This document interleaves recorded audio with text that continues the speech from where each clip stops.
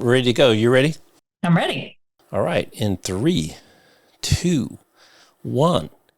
Hey, welcome back, everybody. Jeff Frick here, coming to you for another episode of Work 20XX. We turned the calendar to 2025. I don't believe it got here so fast. But we're excited to have our next guest. She's been an expert in the field, both academically and writing for a lot of institutions and great articles and research. So she's joining us all the way from Boston through the magic of the internet. It's Connie Noonan Hadley. She is the founder and chief scientist at the Institute for Life at Work and also an associate professor at Boston University, writes a lot for Harvard Business Review. Connie, great to see you. Thank you so much. Great to see you and great to be here. Yeah, thanks for coming on. So you've been at this for a while, and most recently, congratulations, you had a cover story on the Harvard Business Review on loneliness at work. How did you get involved with loneliness?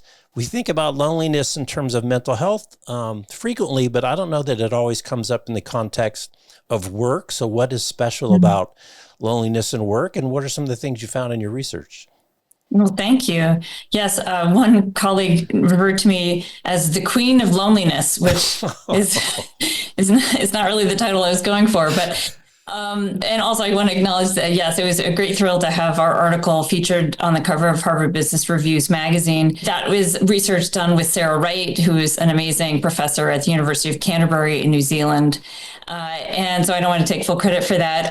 What we were really trying to figure out is not just why work loneliness happens, and we know it's happening quite a lot. So Gallup's latest survey of the global workforce said about 20% of people in the workforce are feeling lonely on a regular basis. So we know it's happening a lot. So we wanted to find out more about why. More importantly, because I spend so much time talking to managers, I wanted to find out, like, what can we do about it? What should we be telling companies to do to address this issue? And Sarah has been studying loneliness at work for a long time, more in the scholarly literature. And so it was a great combination between the two of us, me spending a lot more time talking to managers and her spending so much more time thinking about it from a theoretical standpoint. And it's our second study together. We've also written 2 book chapters on work loneliness. So we've really got a thing going. I guess we're the queens of loneliness, actually. I shouldn't take the sole title there. So why does it matter? I mean, I'm sure the cynics out there will be going, you're at work, you're getting paid to be there. One thing to be lonely at home, but why is there an expectation that you shouldn't be lonely? Or why is loneliness an emotion that somebody at work should be even worried about? It's a great and valid question. And I do get that a lot. So I'll come at it, though, by answering it. How I really got into studying loneliness was not direct at all. I actually started off studying people who love their jobs and why. And then my second project when I was in my doctoral program was, how do people do really, really tough jobs and not burn out? And the answer to both of those questions, how do you love your job and how do you avoid burnout, turned out to be having a really strong connection and social support system at work with your colleagues. And that really was the focus of my research for a while, was how do we create more teams and organizations that have this kind of interwebbing among the coworkers. And so I could tell it was good for outcomes that mattered when it came to job satisfaction and lack of burnout. But over time, what we've realized is those social support networks also really make a difference for the bottom line. They help with creating more innovative solutions. They help with reducing conflict. They help with inclusion. They help with creating a more meritocracy. There's like a better system than just worrying about organizational politics or other things that may be a little bit below the surface. And so having a strong, interconnected workforce is really good for the bottom line and for each individual employee. So then the problem, of course, is that, it's not consistent across workplaces that this is in place. And there are many, many people, and this was before the pandemic, we were studying this, that don't feel that way. And they were kind of like this hidden, invisible population of sufferers.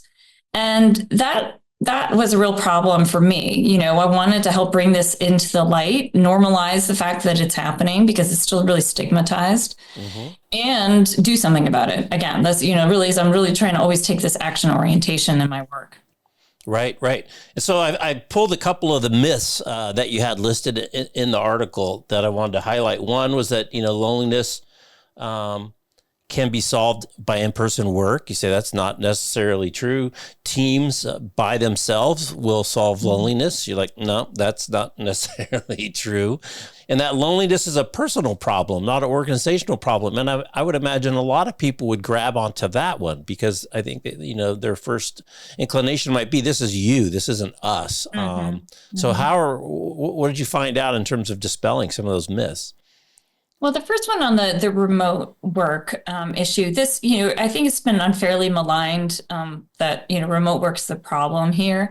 It's way too simple of an explanation. There are far more factors involved in that. And I was just reviewing some of the data across multiple studies. And even in my own research, the answer is not 5 days in the office in person is what leads to lower loneliness.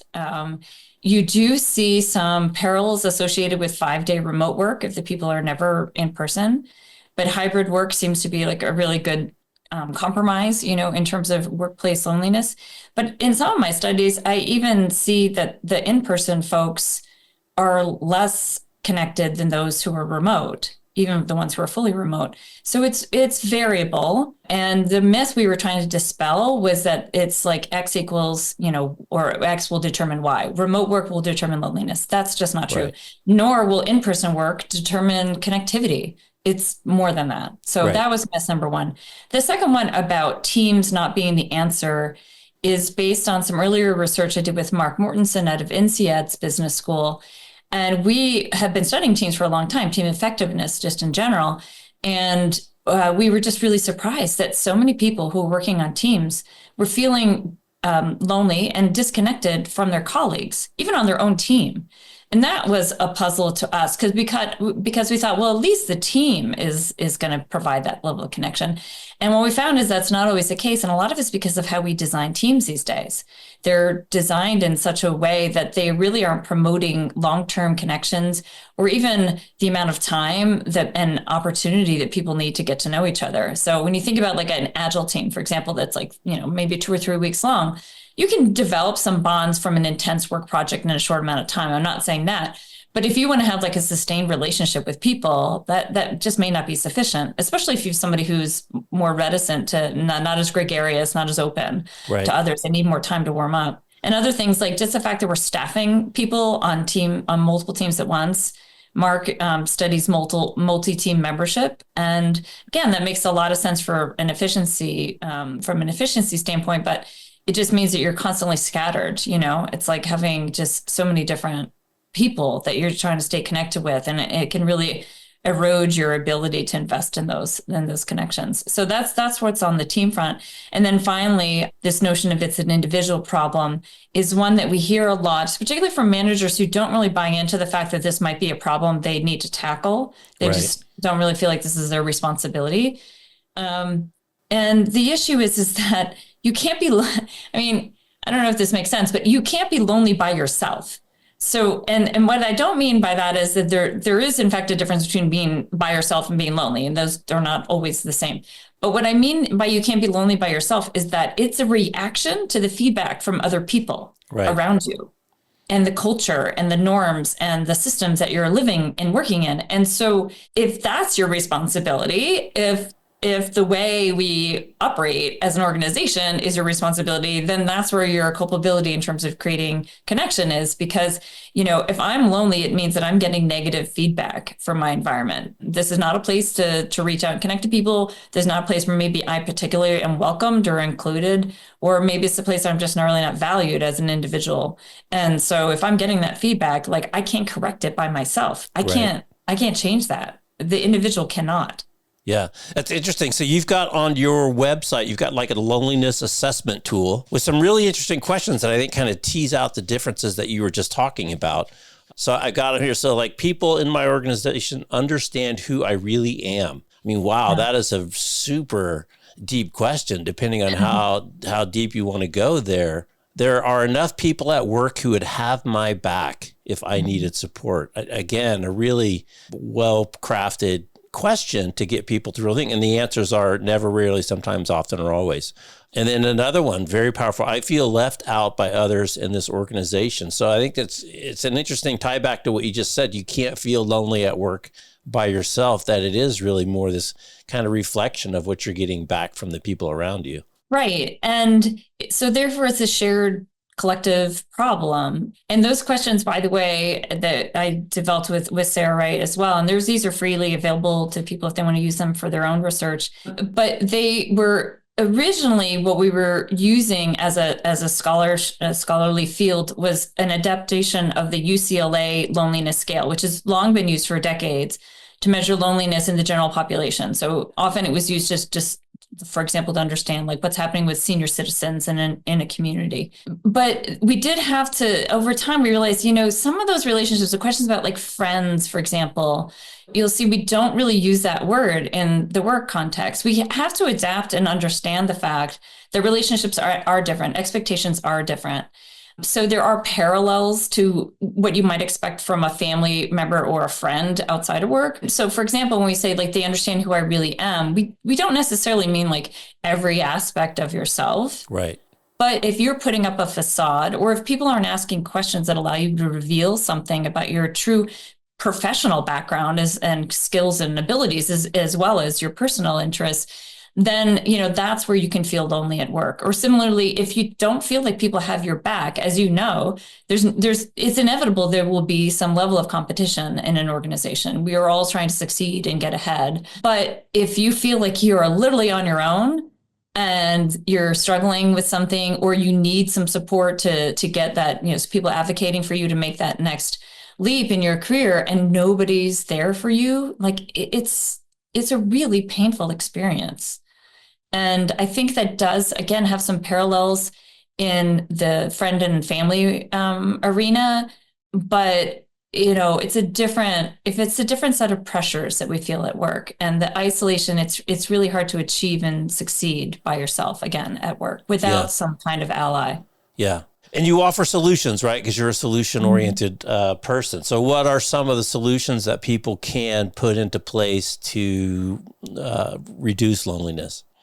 Well, we first always are going to advocate doing a diagnostic. So figure out what's going on. And that's why we made these questions available to anyone, because sometimes people will try to guess who's lonely, by looking at things that aren't really indicators. And that could be on a culture survey. Like people might use like a very general culture question, like, this is a culture of belonging. And that's a good start, but it's not really at the individual level of whether you feel like I personally have people who have my back or not. So I think you want to get a little bit more directed in your diagnostics.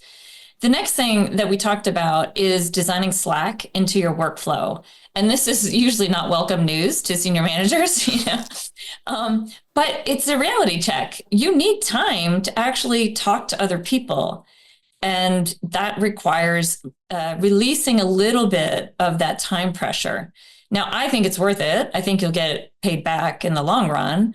But, you can't have it both ways. If an organization's like, oh, my people are working 10-hour days, but I really want them to be connected, it's like, that's not really a realistic request of them, unless they want to spend the 11th hour hanging out together. You do have to kind of be recognizing that. And we hear this a lot. We did collected stories from people of times they felt connected and disconnected at work. And there were these beautiful audio transcripts that I could listen to. People talked a lot about how like everybody's running around like crazy here. Like there's just no time. So that's another one. We also spent a lot of time in the article talking about building some kind of social infrastructure.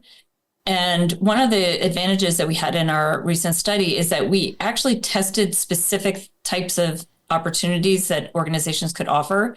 There were 8 of them, and this was just based on collating what was happening in the marketplace and what we'd seen in some of our previous studies. So a range of things, like all the way from meeting chit chat to doing like a retreat.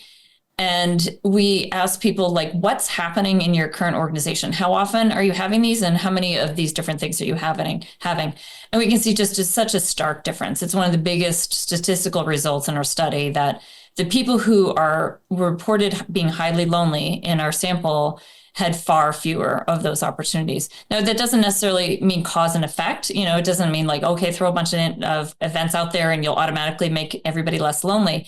But it's a good step. And so we also provide some information about why it helps. I mean, getting into a routine of offering well-crafted opportunities that are based, by the way, on employee input. So like make sure you're actually asking people what they want to do. It reduces some of the strain on people of trying to figure this out on their own. Right. It provides that forum. It gives a sense of certainty, a sense of welcome, a sense of routine, a sense of priority. A lot of companies are trying to do that, but we want to make sure they're investing in them, whether they're doing it in person or remotely. So that's the other thing too. Don't give up on remote work. There's so much you can do as well to build connection that way. Right, right. When COVID first hit, we had a bunch of remote work specialists on because no one was very familiar with hybrid and remote. So we brought in a bunch of remote people to talk about best practices. And Darren Murph, at that time, who was at GitLab, said just a really amazing thing too. He's like, be intentional about everything you do, which reinforces what you said. You just don't throw everyone in a bullpen and now that's culture and they're all going to get together.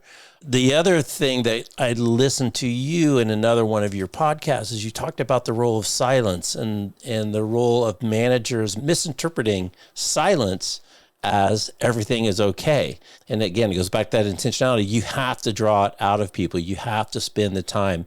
And the other piece that you talked about is doing it during the workday, right? This expectation that a lot of these social activities and these teamwork things happen after work, or I think you pointed out so well, if you cram them in the workday, now do I have to do my real work after the kids go to bed, or at 4 a.m, or these types of things. Oh, and Darren's point was really about the async. What async allows you to do is to move a lot of the kind of tedious, routine, rote, things out of the face-to-face, out of the direct connection time, so that you can invest that time into doing these types of things that build bonds, build strength, build relationship, strengthen the team. So it's a really easy thing to take from the all remote world, because they had to do it.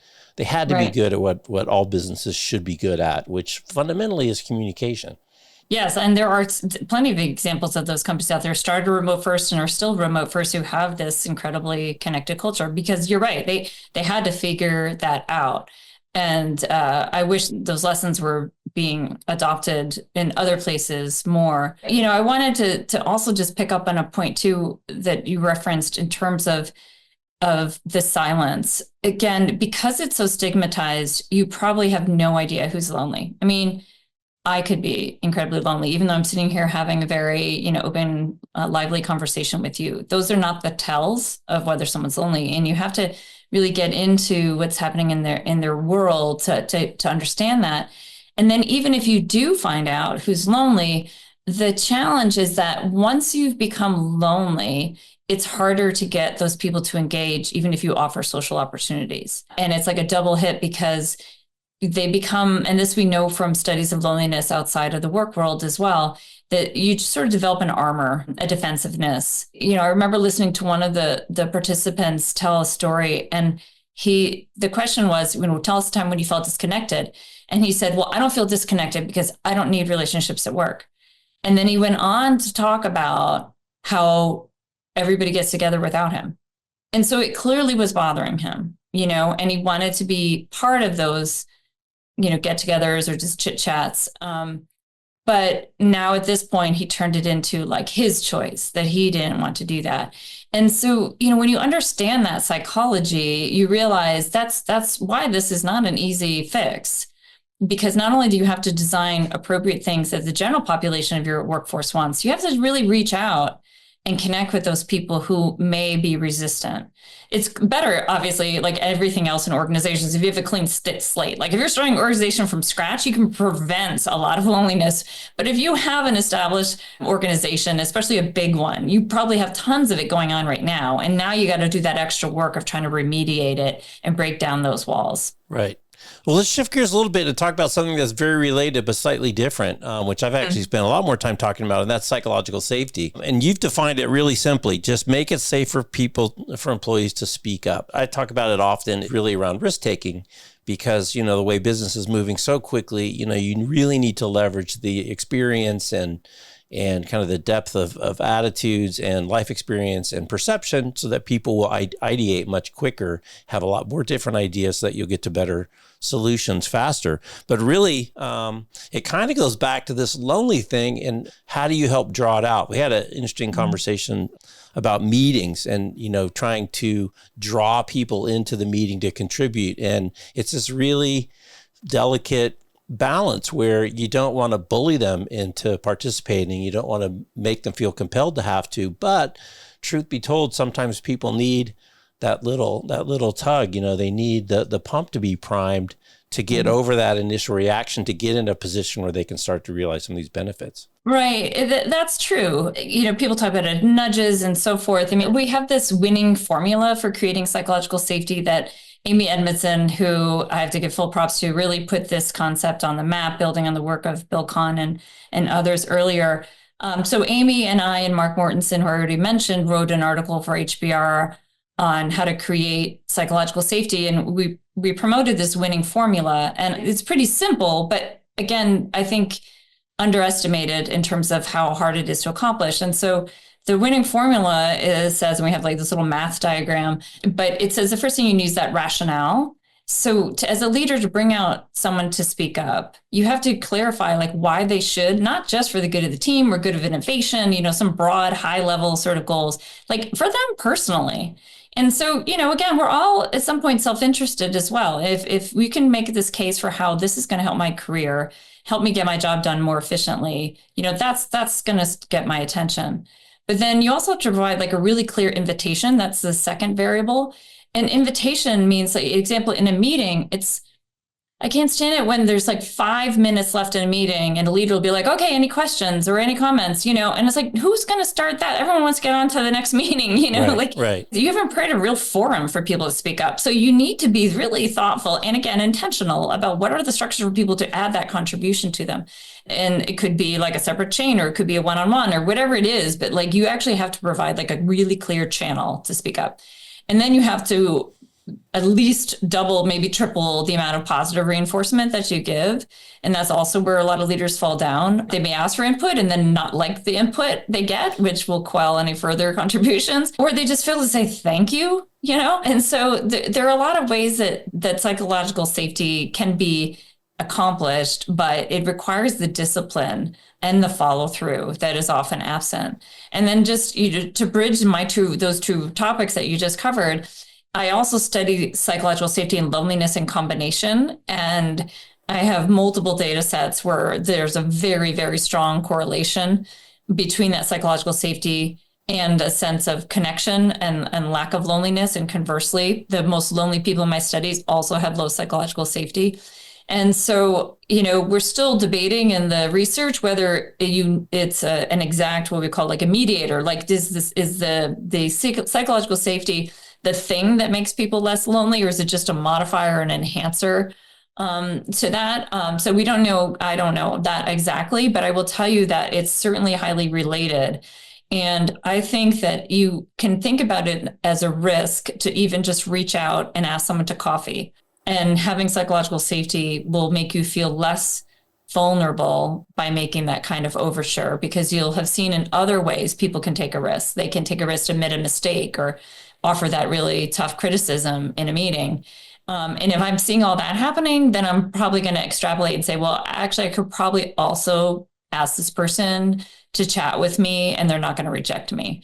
So, for me, psychological safety is not the cure-all, but like it certainly provides so many varied types of benefits to organizations. And one of the things you've talked about quite a bit is modeling and signaling, and really leaders demonstrating through behaviors and actions, not only within the meeting when somebody has an idea that's maybe not so smart, or how do they react to it, but also who gets promoted, who gets to go to all the cool events. And so these behaviors are almost more important than the rules and the regulations and what you actually say you're trying to do. Well, as with everything else, people are watching their manager and their leaders to discern what's really appropriate here, what's really going to help you get ahead. And picking up on the relationship building, if your manager is not only setting aside time for you to connect with other people, but they're not doing it themselves, then you're getting a mixed signal that this probably isn't a high value, at least to your manager. But yes, and psychological safety, that's another big area where I love speaking to senior leaders, because they bring me in often to say, like, how can we get our people to speak up more? And I turn the tables on them and I usually try to give them like an exercise or some simulation where they're like performing an actual work task. And I'll be like, well, how many of you spoke up? Or the last time you were meeting with your boss, the last time you met with the board of directors, like, Did you bite your tongue? It's so easy to say these things, but really hard, no matter what level you are in the organization, to take those kinds of risks. And so the best managers are those that do that. And I have another new area of research that I'm playing around with is this notion of being secure. I've always had this theory based on my own personal experience as a junior manager at General Mills in Minneapolis. Two fabulous managers, but one in particular was so secure, and he really taught me how important it was to have a manager who was secure enough to allow you to make mistakes.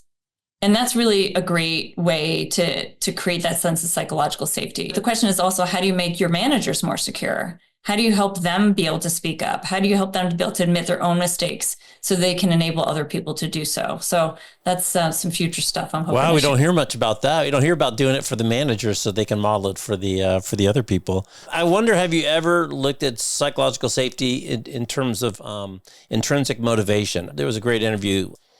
Actually, Toby Redshaw, I got written down, talked about discretionary effort. And a lot of people don't talk about these things in terms of discretionary effort. But his point was, if someone is showing up, they're going to give you X. But if they're actually motivated and really want to contribute and excited about the opportunity, what is the difference in their effort or their output? Is it 10%, 20%, 2X, 10X? Such a big difference. And I think that safety to allow me to invest for my own cognitive dissonance, so I don't, invest, and then just get slapped down or beat down because I make a mistake. Have you ever tied it back together with engagement and employee satisfaction? How do those things relate? Yes, definitely on engagement and satisfaction. People with psychological safety are far less likely to quit, and they'll stay with a team that has it, even if they're in an organization where it's not that prevalent. So they may even sacrifice a little bit of career mobility just to stay with it, because it is good. I think you have to ask yourself, if you're not promoting psychological safety, again, I would question yourself, like, is it because I am afraid? I'm afraid of my own reputation.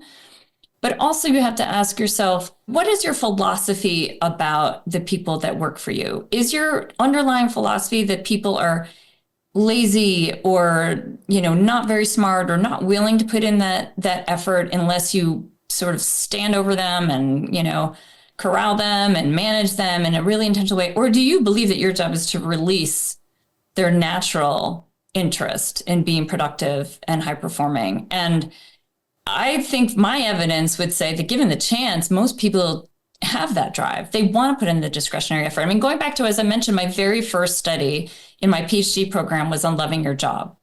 And who doesn't want to love their job? I really believe that actually is what most of us would like.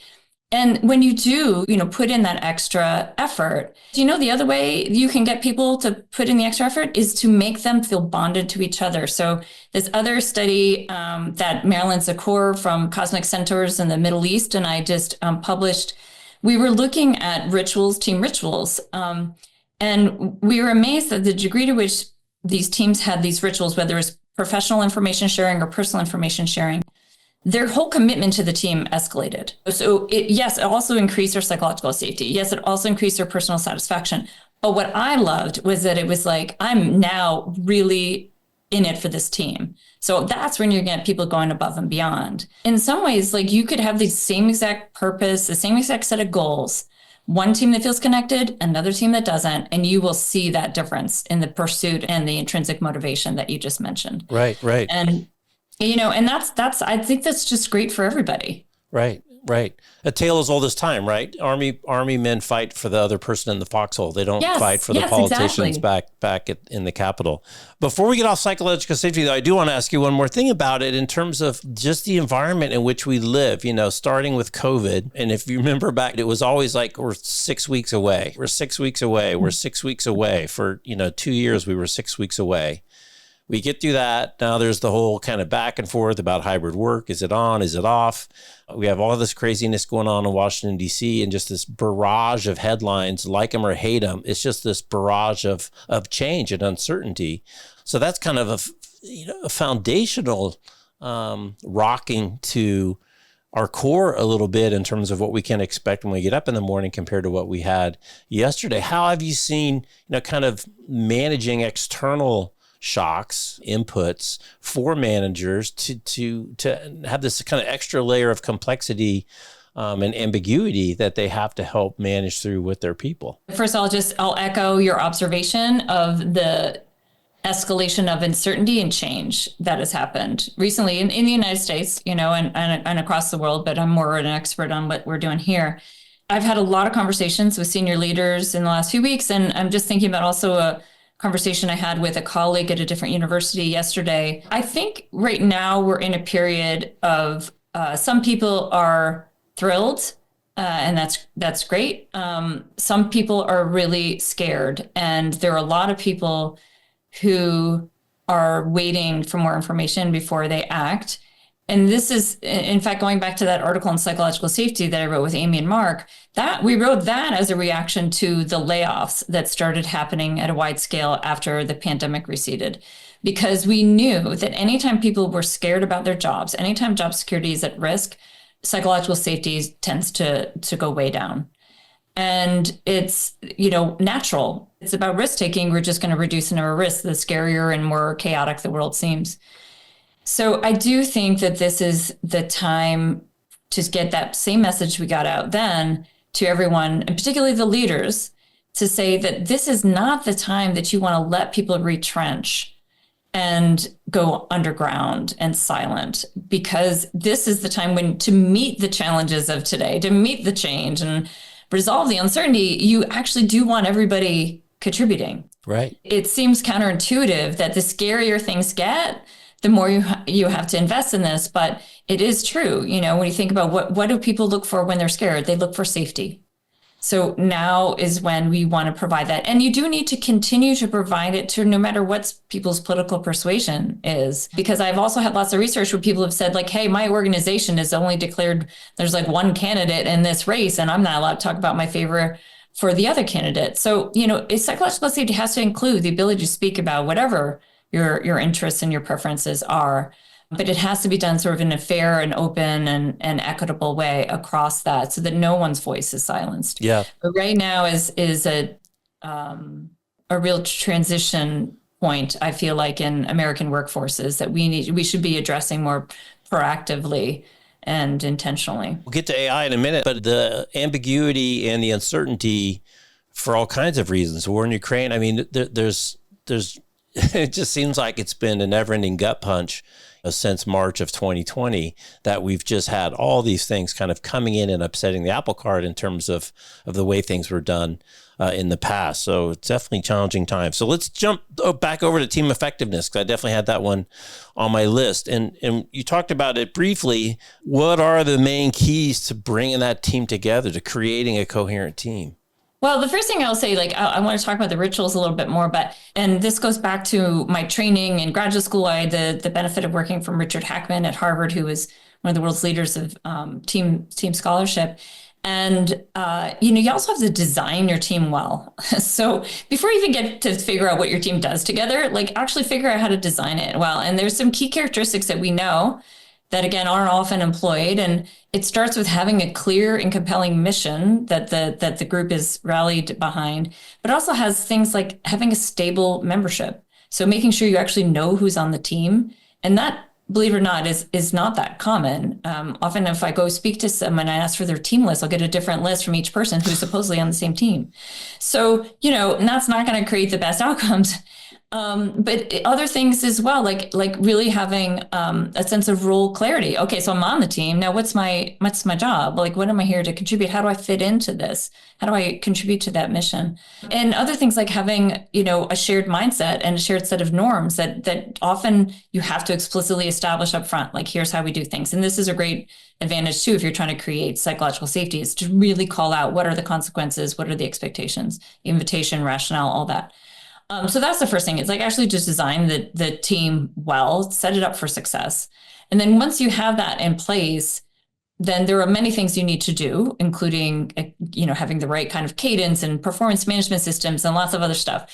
But the thing that I feel like is an under-tapped asset that teams can employ is this sense of creating rituals. And I came into that study. I was invited by Marilyn, who's the CEO and founder of this Teams consulting company out of Dubai, because she's really fascinated by scholarship and wanted to sort of help investigate more. How do we create better teams? We looked at different types of rituals, 11 different ones.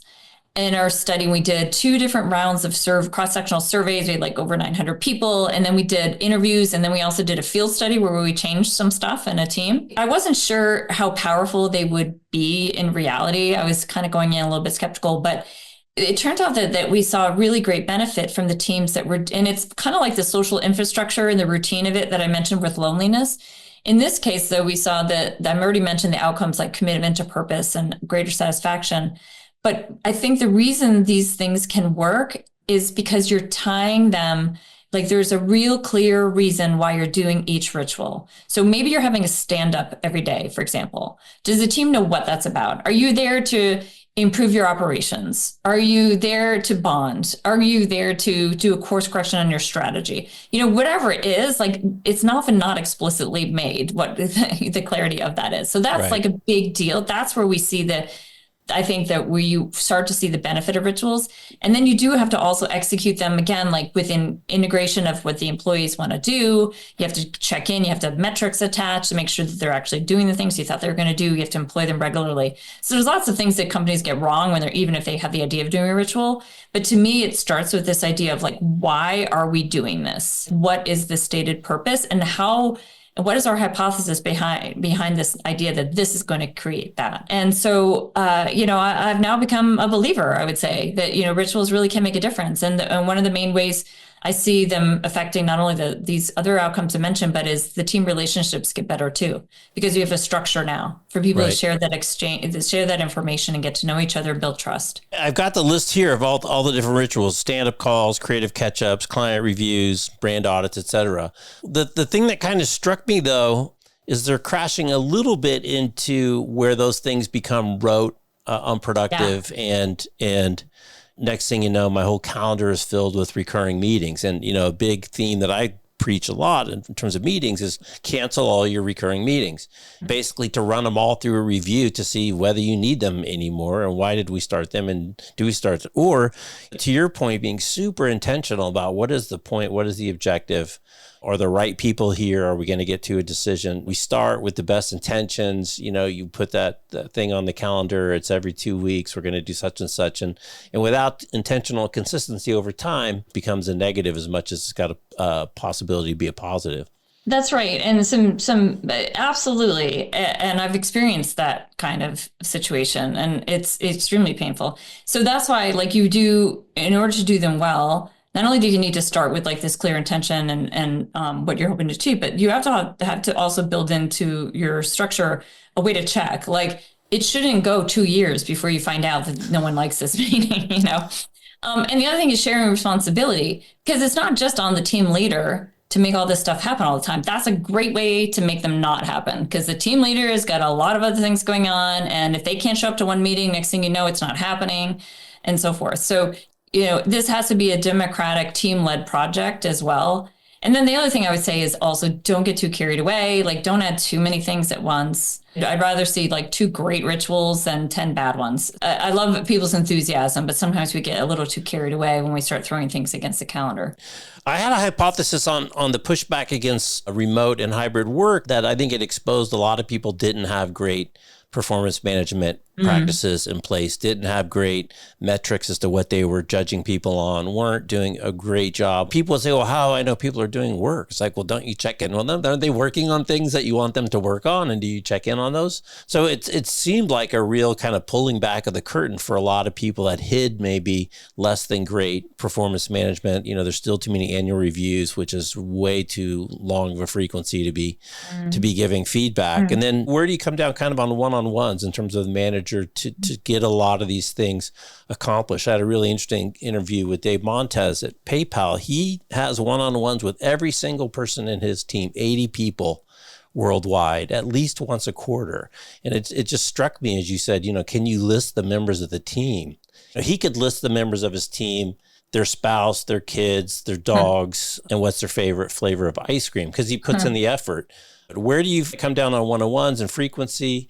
And did COVID expose a bunch of bad performance management practices that had a lot of room for improvement? Well, to answer the second question in terms of did it expose, I think we've known for a while. I mean, I've been teaching MBA students for a long time about how we still, for some reason, can't figure out how to manage knowledge work, which isn't as easy to measure as something like, producing something on a manufacturing line. So I'm not sure that this is new. In fact, actually, if anyone wants to read, I highly recommend this wonderful article about incentive systems that was written in 1995. Oh gosh, what's the title of it? It's something like On the Perils of Expecting A While Rewarding B. We've known this. It's been a problem. I do think the remote work, though, made it clearer for sure to a lot of people, because suddenly we had this productivity paranoia and managers realized, I'm worried they're not getting their work done when I can't see them. And the workers were like, well, what do you want to see? I'll show you. And they were like, I don't know what I want to see, And so, I think that, and that's, I think, underlying some of the reasons that people are asking people to come back to the office. It's like, well, I don't know. I don't want to have to define it, but I'll know it better if I just can see you. Right. It's all substitute attendance. I mean, it's so silly because most teams are distributed anyway. I mean, even if you're on the same team in the same building, there's going to be a big portion of your team that isn't. And even if you're on the same campus, I mean, you go to some of these campuses are giant. You're not necessarily going to be in the same building, the same floor. So again, I always go back to Darren's great point. Intentional communications and effective communications is something every company should be good at. It just the remote ones had to be, because you couldn't ever tap somebody on the shoulder to ask a question in real time, because that's just not a viable solution for most people these days in most big knowledge worker situations. Right. And so I think we haven't solved that yet. I mean, even in my own work, when I hire a research assistant, I don't think I do the job I should in setting up really clear expectations for what high quality output looks like.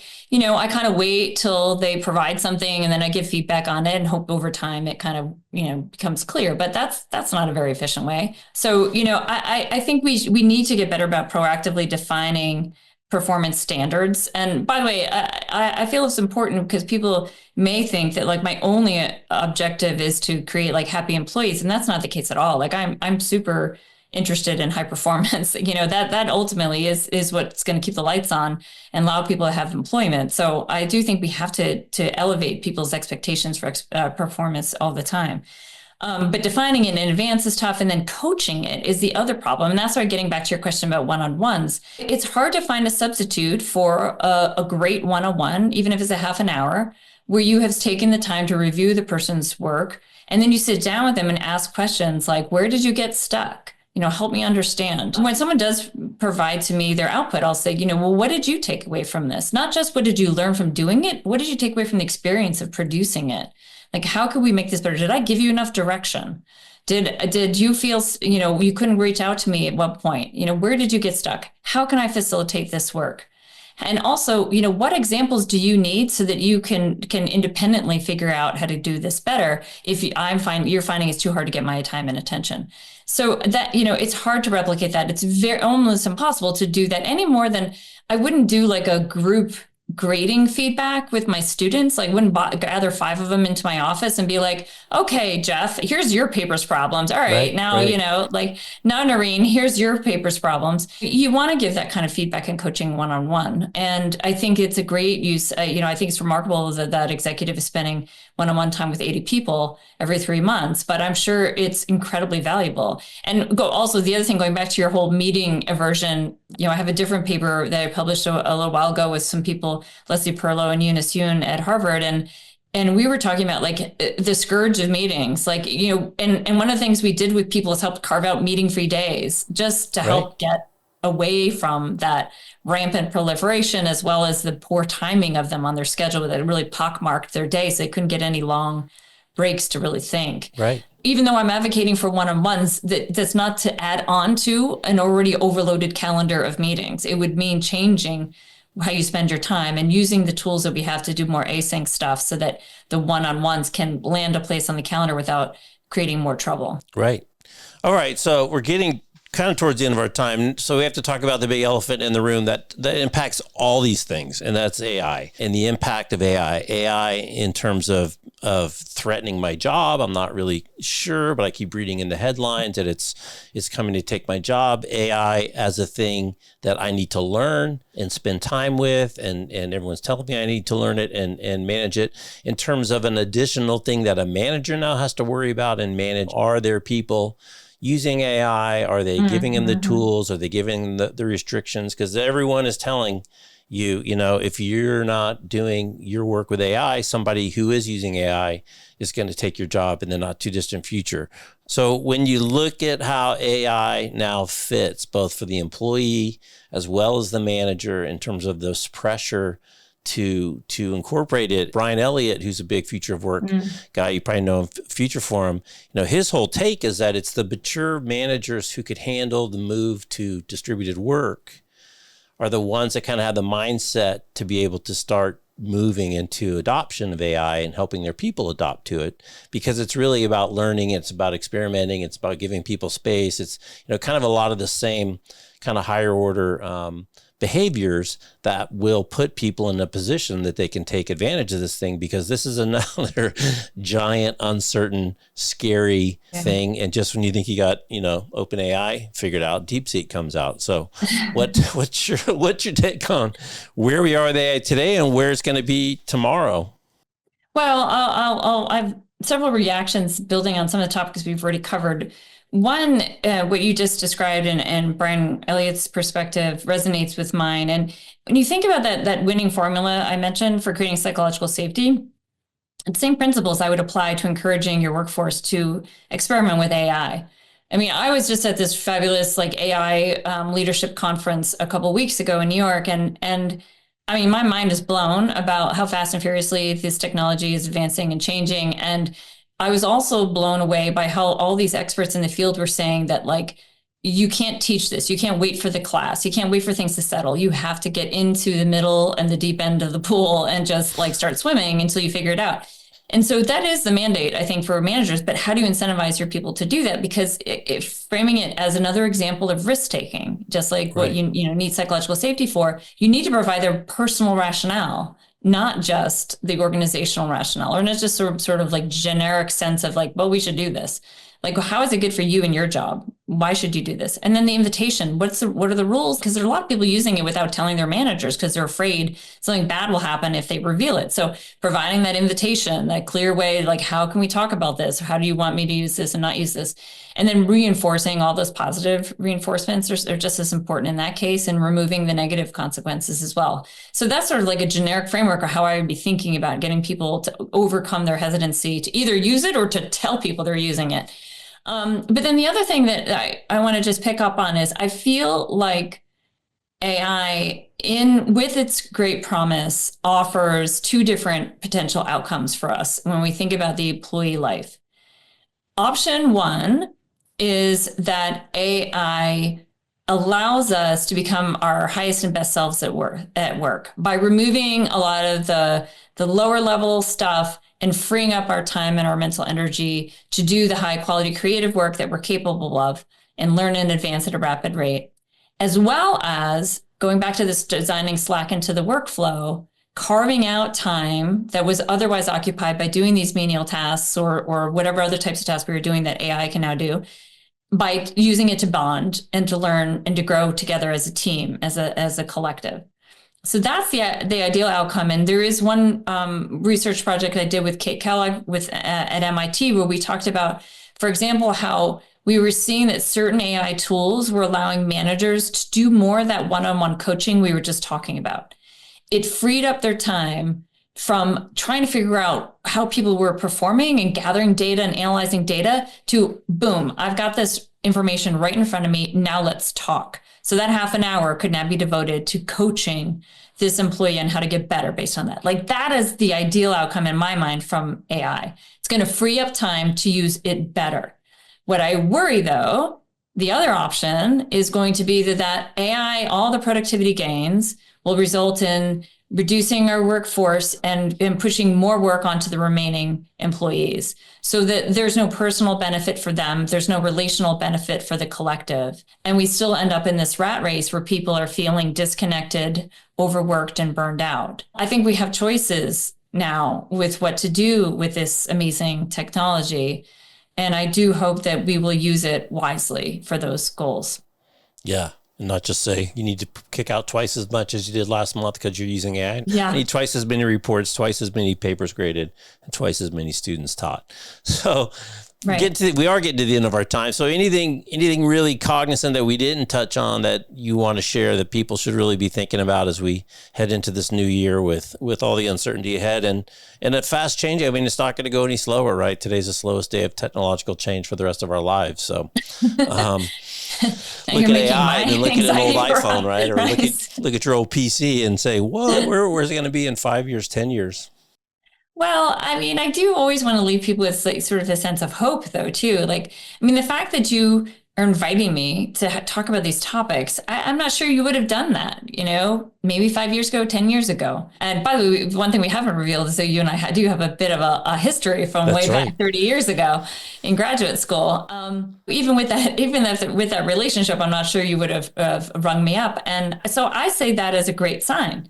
And I do talk to many managers who are saying, we're not going to let up on trying to promote a healthier workplace where people can really thrive. And so let's continue those conversations. Yes, there are problems to fix and there are perils to prevent or overcome, but I think we still have a lot of advantages here with this collective attention that maybe it's the pandemic that brought it. Maybe it's just, further enlightenment as a human species. But, I think there are a lot of people out there who are rooting for better days ahead for life at work. And so there's a lot we can do. And I don't want people to feel discouraged like it's hopeless. Yeah.